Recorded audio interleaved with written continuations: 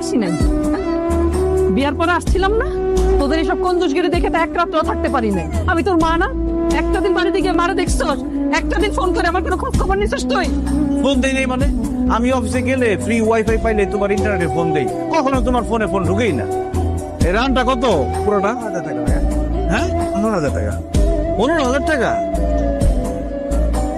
ভাই এই মাছটার দাম কত? ভাই 6,000 টাকা। 6,000 টাকা একটা মাছ? তোমার ছেলে কত বাজার করে নিয়ে আসছে? রহিমা বাদাম নিয়ে আসছে। পিস ডিম, আধা কেজি বেগুন, আধা কেজি পোলা নিয়ে আসছে।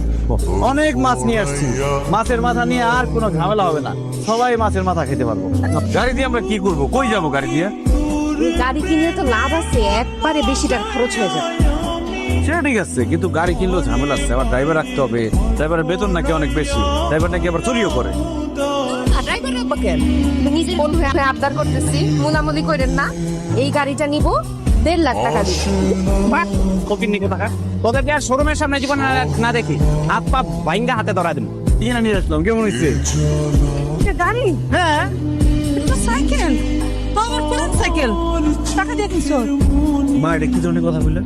টাকা দিয়ে কিনছি মানে? আমার মাগলে দিব ওই সাইকেল? মানুষ ফোন করবো, সেলের টাকা মা আমাইরা দিচ্ছে।